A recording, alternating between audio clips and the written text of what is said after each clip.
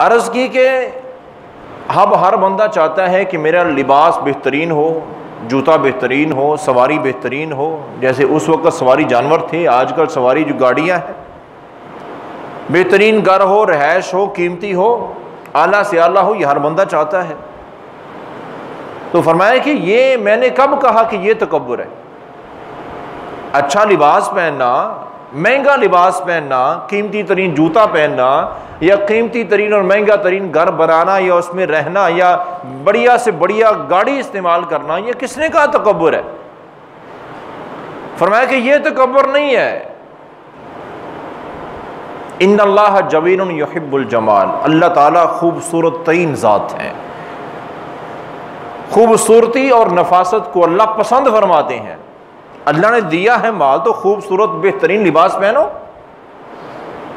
अच्छी गाड़ी सवारी इस्तेमाल करो, साफ सुथरे और बेहतरीन घर में रहो, तुम्हारा खाना बेहतरीन आलीशान होना चाहिए, और इन नेमतों पर अल्लाह ने दी है तो शुक्र अदा करो। ये तो तकब्बुर नहीं है। तकब्बुर क्या है? आपने फिर उसकी वजाहत फरमाई। फरमाया कि समझो इस बात को, तकब्बुर दो चीजों का नाम है, बतरुल हक व गमतुन नास। ये है तकब्बुर। हक बात सुनने के बाद भी माननी नहीं है। और हक क्या है? कुरान और हदीस। हक और सच ये चीज है। अब हदीस पाक सुनने के बाद भी जहां लगा है वहां हटने से तैयार कोई नहीं। चाहे इबादत का मामला है, मामलात हैं दुनिया के, अखलाकियात का कोई मामला है, जहां पे लगा हुआ ना, जो काम कर रहा है, कुरान मजीद की आयत पढ़ के सुना दो, पता चल गया है कुरान मजीद में अल्लाह ने इस काम को हराम कहा है, नहीं छोड़ना। ये है तकब्बुर कि अल्लाह की बात को अहमियत ही को नहीं देता। ये मुतकब्बिर है। अल्लाह के रसूल के तरीके का पता चल गया सल्लल्लाहु अलैहि वसल्लम कि प्यारे आका अलैहिस्सलातु वस्सलाम का ये फरमान है, ये तरीका है इबादत करने का, ये तरीका है मुआमलात का, लेकिन माननी कोई नहीं। वही रवैया जो यहूदियों का था, जिसकी वजह से अल्लाह का गज़ब दुनिया में उन पर नाज़िल हुआ, वो यही था, समिअना व असैना। बड़े गौर से सुनते थे दीन की बातों को, नबियों की बातों को, लेकिन मानते को नहीं थे। वही हाल है जब दीन की बातें बताई जाती हैं, सुबहान अल्लाह माशाअल्लाह, बड़े खुशू से सुनेंगे, करनी अपनी मर्जी, माननी कोई नहीं। पता चल गया बंदे को कि ये कारोबार जो मैं कर रहा हूं, जिस अंदाज में कर रहा हूं, शरीयत में तो ये जायज ही नहीं है, नफा इसमें बड़ा है, लेकिन ये तो नाजायज है। सुनेंगे, बड़े गौर से सुनेंगे, सर झुका के सुनेंगे, मानेंगे कोई नहीं। ये है तकब्बुर। ऐसा तकब्बुर जर्रा बराबर भी जिसके दिल में है, जन्नत में कोई जगह नहीं। काफी सारे ऐसे रस्म रिवाज हैं जो दीन इस्लाम के खिलाफ है, और कई तो 100% गैर मुस्लिमों के तरीके हैं लगे हुए उन पर। बता दिया जाए कि ये दीन इस्लाम में नाजायज है, हराम है, गलत है, मना है, सुनेंगे, मानेंगे कोई नहीं, वही सारा कुछ करेंगे। ये है तकब्बुर कि सुननी है अल्लाह रसूल की बात, लेकिन माननी कोई नहीं है। हक बात सुनने के बाद उसको ठुकरा देना, मानना ना। फरमाया कि ये है सबसे बड़ा तकब्बुर। जर्रा बराबर तो छोटा है ना, ये सबसे बड़ा है। अल्लाह की बात सुन के माननी कोई नहीं, अपनी मर्जी करनी। मजीद गहराई में जाए तो ये छोटी छोटी चीजें हमारी जिंदगी का मामूल बन चुकी हैं। कई बार बयान हो चुका है कि कुरान मजीद में अल्लाह ताला ने हुक्मन कहा है कि जुमा फर्ज है, जुमे का खुतबा, जुमे की नमाज फर्ज है। और जैसे ही अजान हो तुम मस्जिद में, काफी सारे लोग फारग बैठे हुए नहीं आएंगे, अभी तो आधा घंटा है, पौना घंटा खुतबा होना है, नमाज के वक्त जाएंगे मस्जिद में। मामूल है, हर दफा का मामूल है, किसी एक मस्जिद की बात नहीं है, तमाम मसाजिद में ऐसे चल रहा है। जुमा शुरू होगा, चंद अफराद होंगे, जुमा खत्म होगा, नमाज का टाइम होगा, मस्जिद खच भरी होगी। और सुनते हैं। बड़े गौर से जब बताया जाता है या बयान किया जाता है कि जुमे के लिए वक़्त में आना ये है अल्लाह के हुक्म की तामील, और अपनी मर्जी से लेट आना ये अल्लाह की नाफरमानी। तो अल्लाह की नाफरमानी नहीं करनी चाहिए। सुनेंगे बड़े गौर से, बड़े अदब से, लेकिन करेंगे अपनी मर्जी। वहीं वैसे के वैसे जर्रा बराबर टस से मस होने को तैयार कोई नहीं। ये है तकब्बुर, सुन्नी है, माननी कोई नहीं है। और ये यहूदियों ने किया था और दुनिया में ही अल्लाह ने अजाब नाज़िल किए थे। ये तो मैंने एक मिसाल दी है जुमे की, ऐसे दूसरे काम भी हैं। इबादत का मामला हो या कोई शादी खुशी गमी का मामला हो, वो सारी रस्में दीन इस्लाम में जिनमें सख्ती से मना किया गया है, मानते हैं, मना है, लेकिन करते हैं अपनी मर्जी है। खानदान वाले क्या करें, बरादरी वाले, इलाके वाले क्या कहेंगे। अल्लाह रसूल नाराज हो जाए हमें उसकी परवाह कोई नहीं है, इलाके वाले नाराज नहीं होने चाहिए। सुन लिया है कि ये अमल प्यारे आका अलैहिस्सलातु वस्सलाम का इस तरीके से है, नमाज पढ़ने का तरीका सुन्नत से ये साबित है, रोज़ा रखने का ये है, पता चल गया। इसके बावजूद चूंकि मेरे मसलक में ऐसे नहीं है, हम नहीं ऐसे करेंगे।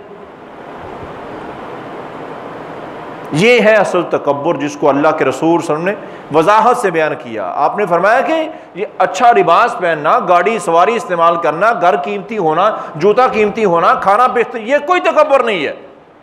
नेमतें हैं, इस्तेमाल करो, शुक्र करो, अल्लाह और देगा तुम्हें। लेकिन अल्लाह रसूल की बात सुन के अपनी मर्जी करना, यह तकब्बुर और सबसे बड़ा तकब्बुर है। अब जो बंदा अल्लाह उसके रसूल की बात सुनता है फिर मानता नहीं है, तो मतलब क्या है इसका? मतलब यह है कि उसके नज़दीक अल्लाह रसूल की कोई अहमियत ही को नहीं है। अल्लाह और रसूल जो कहते हो कहते रहो, मैंने को नहीं माननी, अपनी मर्जी करनी। तो गुस्सा आता है अल्लाह को कि नहीं। बंदे की औकात क्या है, हैसियत क्या है, एक सांस का मालिक नहीं है और किस खालिक की बात को ठुकरा रहा है, किस मालिक की बात को ठुकरा रहा है, और किस खालिक और मालिक के महबूब पैगंबर के तरीके को अपनाने को तैयार कोई नहीं है। तेरा मसलक मेरा मसलक, बस इसी बहस में लगे हुए। भाई जब पता चल गया है कि प्यारे आका अलैहिस्सलातु वस्सलाम का सही फरमान हदीस पाक ये है, आप इस तरह अमल करते तो वैसे करो। ये मसालिक, ये मसलक, ये फिरके कब्र में को नहीं जाएंगे, ना ये काम आएंगे। ये सारा कुछ उस वक्त तक है जब तक इख्तियार हमारे पास है, और जैसे मौत आएगी हमारा इख्तियार 100% खत्म हो जाएगा और ये सारी चीजें भी खत्म हो जाएंगी। वहां तो सिर्फ ये होगा अल्लाह रसूल की बात मानी है कि नहीं, या सिर्फ सुनते रहे और जी जी सुबहान अल्लाह माशाअल्लाह करते रहे। और ये चीज अल्लाह को बिल्कुल पसंद नहीं, बल्कि अल्लाह को गुस्सा आता है ऐसे लोगों पर। ये तो मुनाफिकत है ना। मुनाफिकत किस चीज का नाम है? दोगलापन। और ये दोगलापन ही है, माननी है, सुननी है, बड़े गौर से, बड़े गौर से सुन रहे हैं, देखने वाला समझ रहा है ये तो सारे बात मानेंगे, लेकिन माननी एक भी नहीं है, अपनी मर्जी करनी। फरमाया कि ये तकब्बुर है और सबसे बड़ा तकब्बुर है, ये कभी ना करना। अगर ये जर्रा बराबर भी किया तो जन्नत में नहीं जा सकते। एक बात, दो चीजें आपने फरमाया कि दो चीजें हैं तकब्बुर। पहली चीज क्या है? हक और सच बात को सुनने के बाद ठुकरा देना, नहीं मानना, अपनी मर्जी करना, यह सबसे बड़ा तकब्बुर है। और हक बात सबसे बड़ी क्या है? अल्लाह और उसके रसूल का फरमान और तरीका। और दूसरी चीज फरमाया कि गम्तुन नास, लोगों को हकीर समझना, ये अल्लाह को बिल्कुल पसंद नहीं है। अल्लाह ने 4 टके माल दे दिया तो जो गरीब हैं वो उनकी अहमियत ही कोई नहीं है। गरीबों पर जुल्म करते हैं, माल दिया हुआ हमें कौन पूछने वाला है। नाजायज़ कब्जे किए हुए जायदादों पर, ज़मीनों पर, माल पर, और लोगों की इज्जतों पर नाजायज़ हाथ और ज़बान दराज करते। क्यों? माल है हमारे पास, हमें कौन क्या कर सकता है। ये सबसे बड़ा जालिम है। और ऐसे जालिम क़यामत के दिन नेकियां लेके भी आएंगे फिर भी जहन्नम में जाएंगे। वो सारे मजलूम ले जाएंगे नेकियां इनसे। और ये दुनिया में इसी वहमो गुमान में था कि मेरे पास माल बड़ा, या किसी के पास ओहदा आ गया है, किसी महकमे का ओहदा आ गया तो वो मुलाजमों के साथ वो बर्ताव करते हैं, अल्लाह मुआफ करे। या आवाम तो उनके नज़दीक कोई इंसान ही कोई नहीं है, क्योंकि ओहदा आ गया ना सरकार के पास, ये जो मर्जी कर सकते और वो करते। हलाल को हराम, हराम को हलाल, जो चाहे करें, हमें कौन पूछने वाला है। हमारे पास ओहदा इतना बड़ा है, कुर्सी इतनी बड़ी है, ये सारी चीज़ें तो हमें को पूछेगा ही नहीं। हाँ, यहाँ कोई नहीं पूछेगा, लेकिन वहाँ पूछेगा और ज़र्रे ज़र्रे का हिसाब होगा। और ये है बहुत बड़ा तकब्बुर कि दूसरे इंसानों को हकीर समझना। अल्लाह ने कोई नेमत दे दी है तो, चाहे वो नेमत माल की है, औलाद की है, ओहदे की है, ख़ानदान, कोई भी नेमत है, कोई भी नेमत अल्लाह ने दी हुई है, तो जिसके पास वो नेमत नहीं है उसको हकीर समझना, ये तकब्बुर है, दूसरों को हकीर समझना। अल्लाह ने नेमत दी है माल, बड़ी गाड़ी है, मिसाल के तौर पर अल्लाह ने गाड़ी दे दी है। अब एक बेचारा ऐसा, उसके पास साइकिल भी नहीं है, या उसके पास साइकिल है। अब एक बड़ी गाड़ी वाला है जिसके पास करोड़ 2 करोड़ की गाड़ी है, और एक बेचारे के पास साइकिल है तो दोनों इंसान। अल्लाह ने इसको दिया, उसको नहीं दिया, दोनों की आजमाइश है। अब ये अगर उसको हकीर समझे कि इसकी कोई औकात ही नहीं, मिसाल के तौर पर कहीं कीचड़ था, गाड़ी वाला अब जिसके पास 2-3 करोड़ की गाड़ी होती है, उसको तो दिमाग ही कहीं और होता है। अब वो बड़ी गाड़ी में जा रहा है और कीचड़ है रास्ते में पड़ा हुआ, बेचारा को साइकिल में गरीब गुजर रहा है, कोई पैदल चल रहा है, और ये वहां से भगा के गाड़ी गुजारेगा और सारे छींटे उसके ऊपर पड़ेंगे, इसे परवाही कोई नहीं है, क्योंकि इसके नजदीक तो वो इंसान ही कोई नहीं है ना। और अगर इसके ऊपर कोई छींटा पड़ जाए, लड़ाई शुरू हो जाएगी, क्योंकि मैं तो मालदार था भाई, मेरे पास पैसा था, मेरी इज्जत ज्यादा है। अल्लाह कहते नहीं, बराबर है, दोनों इंसान हो, मेरे बनाए हुए हो, तेरे ऊपर छींटा पड़े तो लड़ाई होती है और कत्ल होने तक जाते हैं, मुकदमे चलते हैं, और गरीब पर तो तू डाल दे, कोई फर्क नहीं पड़ता। ये है तकब्बुर, किसी को हकीर समझना। बड़ा दुकानदार है, छोटे दुकानदार पे जुल्म करता है। अब वो बेचारा गरीब है, नहीं बोल सकता, क्या करेंगे, लेकिन जुल्म तो लिखा जा रहा है, जुल्म भी लिखा जा रहा है और तकब्बुर भी लिखा जा रहा है। नहीं जा सकता जन्नत में जब तक दूसरों को हकीर समझते रहोगे, चाहे वो कारोबार में हो या रिश्तेदारी में हो, या कोई भी अल्लाह ने नेमत दी है, जिसके पास नहीं है उसको हकीर समझो। गरीब है, अमीर है, अल्लाह के यहाँ कोई फर्क नहीं पड़ता है।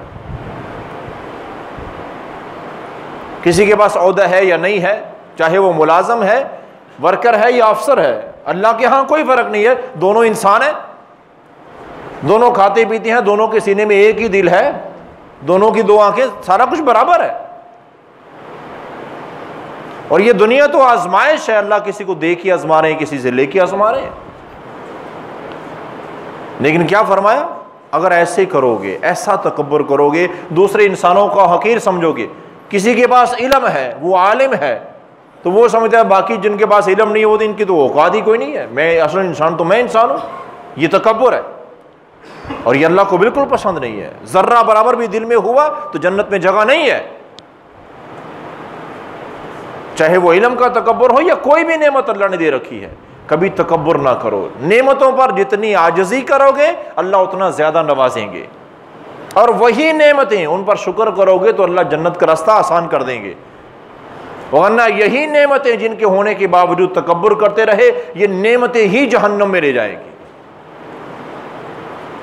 तो कभी भी जिंदगी में तकब्बुर नहीं करना है, अल्लाह ने जितना दिया है अल्लाह का शुक्र अदा करो, और हक बात सुन के कभी मुंह नहीं फेरना। और अक्सर मालदार ये करते हैं, गरीब बंदे अक्सर मान जाते हैं, मालदारों में अना ज्यादा होती है, अल्लाह रसूल की बात सुन के भी मानते कोई नहीं है। पीछे देख लें, नबी कायनात सल्लल्लाहु अलैहि वसल्लम का दौर अतहर था, वहां भी मुखालफत किन्होंने की, गरीबों ने नहीं, बड़े बड़े सरदारों ने। बात समझ आ गई थी, लेकिन चौधर और चुदराहट जो है वो आड़े आती थी। लोग क्या कहेंगे, चौधरी साहब सरदार साहब हो गए, उसके पीछे लग गए। अगरचे वो सच्चा है, लेकिन लोग क्या कहेंगे, वो इसी चक्कर में मर गए। और कुरान ने कहा वाज़ेह तौर पर, जहन्नम रसीद हुए। ये तकब्बुर लेके बैठ गया उनको, मैं सरदार हूं और मैं इसकी बात मानूं। और कुछ ने तो ये तक कह दिया कि हमारे पास तो सल्तनत बड़ी है, ये गरीब से ये अरबों, ये अरब, ये बद्दू, ये लोग, इनकी बात हम माने, और बर्बाद हो गए। और वही चीज आज है, अगर हम हकीर समझेंगे, कोई मालदार है ना, कोई ओहदेदार, किसी के पास बड़ा ओहदा दुनिया का, उसको कोई आलमी दीन, जो आलमी दीन बेचारा गरीब है, माली हैसियत उसकी बहुत कम है, अगर वो जाके उस बड़े ओहदेदार को बात करता है, दीन के समझाता है, वो उसकी बात को अहमियत नहीं देता। तो मौलवी की क्या हैसियत है? क्यों? ओहदा बड़ा है ना, माल बड़ा है, जायदाद बड़ी है दुनिया की, लेकिन कब्र में ये सब कुछ साथ नहीं जाने वाला, अमल जाएंगे। और तेरा अमल बता रहा है कि तू मुतकब्बिर है, अल्लाह रसूल की बात भी तो सुनने को तैयार कोई नहीं है। क्यों? क्योंकि बंदा बयान करने वाला गरीब है बेचारा, उसकी बात की अहमियत ही कोई नहीं है, और ये अल्लाह को पसंद नहीं है। दो चीज़ें आपने फरमाया तकब्बुर है, एक हक बात सुन के भी अमल नहीं करना अपनी मर्जी, और दूसरा अपने आप को आला और अच्छा समझना और दूसरों को हकीर समझना। ये चीज़ें अगर तो बंदा समझता ना वाज़े तौर पर, हक बात सुनी और ठुकरा दी, कोई परवाह को नहीं मानने की, ये तो बहुत बड़ा तकब्बुर है। दूसरों को हकीर समझता है, ये बहुत बड़ा तकब्बुर है। फरमाया कि अगर ये दोनों तकब्बुर जर्रे के बराबर भी किसी के दिल में हुए ना, अल्लाह जन्नत में नहीं जाने देंगे। मुतकब्बिर के लिए जन्नत में जगह है ही कोई नहीं। और सबसे पहले ये तकब्बुर किया किसने था? शैतान ने। शैतान ने तकब्बुर किया था ना, वस्तकबर वकाना मिनल काफिरीन, उसने तकब्बुर किया और काफरों में से हो गया। बड़ा नेक था ये इब्लीस, बड़े नेक अमल थे, और इन नेक अमलों का तकब्बुर आ गया था। मैं तो बड़ा, आज भी आजकल भी ऐसे होता है, जो बंदा को 4 दिन तहज्जुद पढ़ लेता है ना, तो जो बेचारा नमाज कभी नहीं पढ़ता उसके नज़दीक तो वो इंसान ही कोई नहीं है, क्योंकि मैं तो तहज्जुद गुजार हूं। और यही था शैतान के दिल में कि मैंने हजारों साल इबादत की हुई है, ये आज आदम का पुतला बन रहा है, मैं इसको सजदा करूं, मैं तो बड़ी ऊंची हस्ती बन गया हूं। अबा, अल्लाह क्या फरमाते हैं? अबा, उसने इनकार कर दिया मेरी बात का, वस्तकबरा, और तकब्बुर किया उसने, और ये अल्लाह को पसंद नहीं था। और ऐसा ना पसंद था, अल्लाह ने कहा कि वो बहुत बड़ा मोमिन था। वकाना मिनल काफिरीन, तकब्बुर की वजह से काफिर बन गया और हमेशा के लिए जहन्नमी, सबसे बड़ा जहन्नमी बन गया।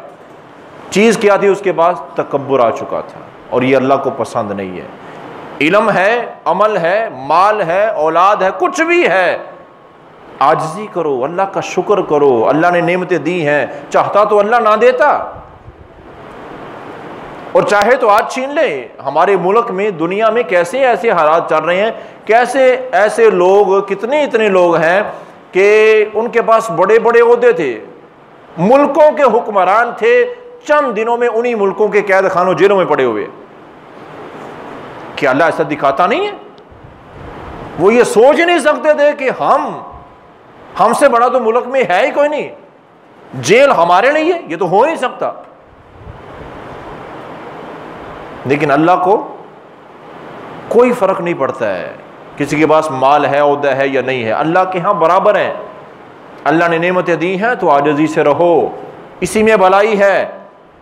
दूसरों को हकीर ना समझो। कभी किसी मजलूम की हाय चली गई अल्लाह के पास तो वहाँ इंसाफ होता है। फरमाया कि मजलूम की बद्दुआ से बनना। अल्लाह ने नेमत दी है ना, ओहदा दिया है, माल दिया है, किसी पर जुल्म ना करना, किसी को हकीर ना समझना। अगर तुमने किसी को हकीर समझ के जुल्म कर दिया और उसने तुम्हारे खिलाफ बद्दुआ कर दी, तो इस बद्दुआ में अल्लाह ने मुस्लिम काफिर का फर्क भी नहीं रखा है।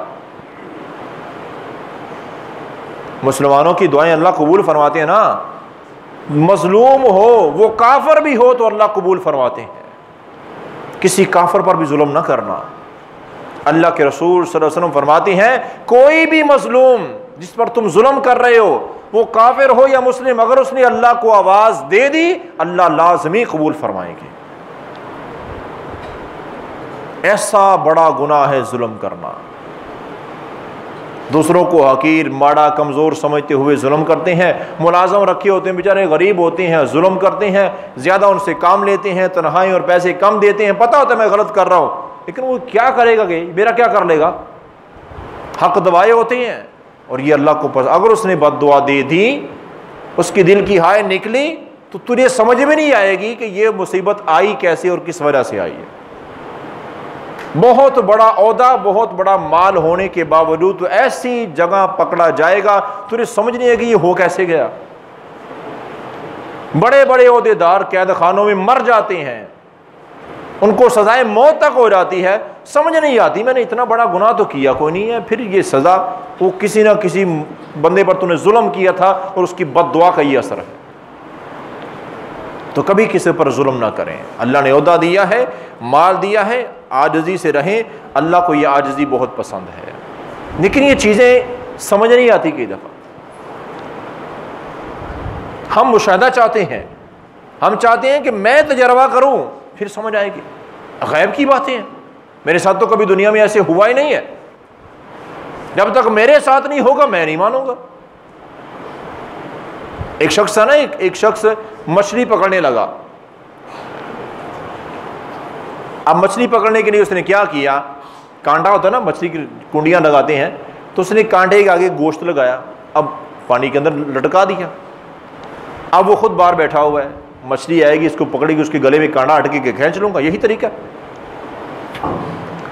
अब उसने गोश्त जब लटका दिया, वो कांटा पानी में लटका दिया, मछली पकड़ने के लिए बैठा हुआ है। अब नीचे पानी में एक मछली उस गोश्त को खाने लगी है। अब इतनी देर में एक बड़ी मछली पास से गुजरी, उसने देखा कि ये मछली वो गोश्त खाने लगी है, और उस बड़ी मछली को पता था कि ये असल में गोश्त नहीं है, इसके अंदर छुपा हुआ कांटा है, ये पकड़ी जाएगी, ये मर जाएगी। उसने उस छोटी मछली को आवाज दी, उसने कहा कि ना खाना इसको, देखने में गोश्त है लेकिन इसके अंदर एक कांटा छुपा हुआ है, जैसे ही तो इसको खाएगी वो तेरे गले में अटक जाएगा, फिर तो 1000 जतन कर ले वो निकलेगा नहीं, वो कांटा तेरे गले से निकलेगा नहीं। और इस कांटे के पीछे एक तांत बंधी हुई है और बाहर एक आदमी बैठा हुआ है, ये उसने लटकाया हुआ है, और जैसे ही वो कांटा तेरे गले में फंसेगा तू जोर लगाएगी उसको निकालने के लिए, उसको बाहर पता चल जाएगा और वो फौरन से तुझे बाहर खींचेगा, और फिर तू तेरे साथ ये हाल होगा कि तेरे जिस्म के टुकड़े टुकड़े किए जाएंगे, तुझे आग पर भूना जाएगा और वो खा लेंगे तुम्हें, मंडियों में बेचा जाएगा तेरे गोश्त को। अब उसने कहा कि ये क्या कह रही है, ठीक है बड़ी मछली चली गई इतना बता के, ये उस वक्त तो रुक गई। फिर इसने गौर किया कि गोश्त बड़ा मज़ेदार है, जो कांटे के साथ लगा हुआ है गोश्त मज़ेदार है, ये मुझे क्यों रोक रही, मेरा ख्याल है ये खुद खाना चाहती है। उसने पानी में दाएं बाएं चक्कर लगाया, फिर उसने सोचा कि ना तो यहाँ को आदमी नजर आ रहा है, ना यहाँ को आग जल रही है, ना यहाँ किसी मछली के टुकड़े हो रहे हैं, इसको किसने बताया, कैसी गैब की बातें कर रही है ये। मेरा मुशाहिदा बता रहा है कि यहाँ कुछ भी नहीं होने वाला, ना को मंडी है, ना को मछलियाँ बिक रही हैं, ना इंसान खरीद रहे हैं, कुछ भी नहीं हो रहा है, ऐसे कहानी सुना के चलेगी गैब की बातें। तो उसने क्या किया, मुशाहिदा किया पूरा, दाएं बाएं चक्कर लगाया, कुछ नजर नहीं आया, जाके उस गोश्त को खाने लगी, कांटा गले में अटक गया, आदमी ने खींच लिया, और वही कुछ हुआ जो मसीह ने बताया था उसको। और यही काम अंबिया और उलमाए किराम का है, जो बड़ी मछली कर गई थी। अंबिया अलैहिस्सलाम ने बता दिया, उलमाए किराम वही बता रहे हैं, भाई ये हराम है, ना करना, मौत आते ही पकड़े जाओगे, सारा कुछ होगा, फिर जहन्नम की सजाएं और ये सारा कुछ शुरू हो जाएगा, कब्र में ये अंजाम होगा, हशर में ये अंजाम होगा।